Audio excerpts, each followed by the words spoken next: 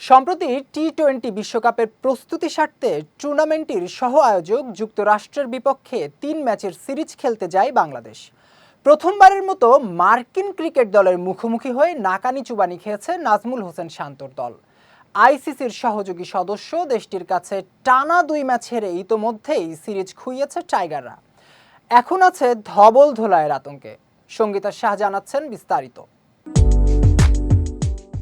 বাংলাদেশের বিপক্ষে চলমান টি-20 সিরিজে মুখোমুখি হওয়ার আগে মাত্র ২৬টি আন্তর্জাতিক টি-20-র অভিজ্ঞতা থাকা দলটি এবার বড় আলোচনার জন্ম দিয়েছে।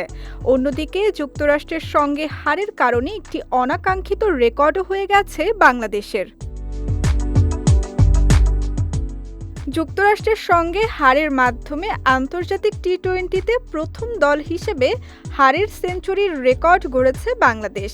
হিউস্টনে সিরিজের দ্বিতীয় টি-20 ম্যাচে শততম হারের স্বাদ পায় টাইগাররা। এখন পর্যন্ত ১৬৮ আন্তর্জাতিক টি-20 খেলে ১০০ ম্যাচে হেরেছে বাংলাদেশ। সাকিবদের পরের অবস্থানে থাকা দুইবারের চ্যাম্পিয়ন ওয়েস্ট ইন্ডিজ ১৯৩ ম্যাচ খেলে হেরেছে ৯৯টিতে। অন্যদিকে শ্রীলঙ্কার পরাজয় ৯৮ ম্যাচ, তারা খেলেছে ১৮৯টি আন্তর্জাতিক টি-20। তালিকায় চতুর্থ স্থানে থাকা জিম্বাবুয়ের পরাজয় ১৪৫ ম্যাচে ৯৫টি। সর্বোচ্চ পরাজয়ের তালিকায় নিউজিল্যান্ড পঞ্চম। বাকি ৪ দলের তুলনায় অবশ্য তাদের ম্যাচও বেশি। কিউইরা ২১৬ ম্যাচে ৯০টিতে হেরেছে।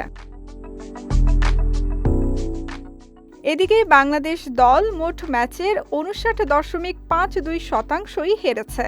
কমপক্ষে ১০০ ম্যাচ খেলা দলগুলোর মধ্যে যেটি দ্বিতীয় সর্বোচ্চ। অন্যদিকে সবার ওপরে জিম্বাবুয়ে, নিজেদের মোট ম্যাচের ৬৫.৫১% ম্যাচই হেরেছে তারা। ওয়ালটন ফ্রিজ কিনে অনেকের মতো আপনিও হয়ে যেতে পারেন মিলেনিয়াল। সেরা পণ্যের সেরা অফার। আন্তর্জাতিক টি-20-তে কমপক্ষে ৩ ম্যাচের সিরিজের আগে ৯ বার হেরেছে বাংলাদেশ। তবে এর কোনোটি আইসিসির সহযোগী সদস্য কোনো দেশের বিপক্ষে ছিল না। যুক্তরাষ্ট্রের কাছে হারে সে অর্থে নতুন এক অভিজ্ঞতাও হলো টাইগারদের। সঙ্গীতা শাহ, বিজয় টিভি, নিউজ ডেস্ক।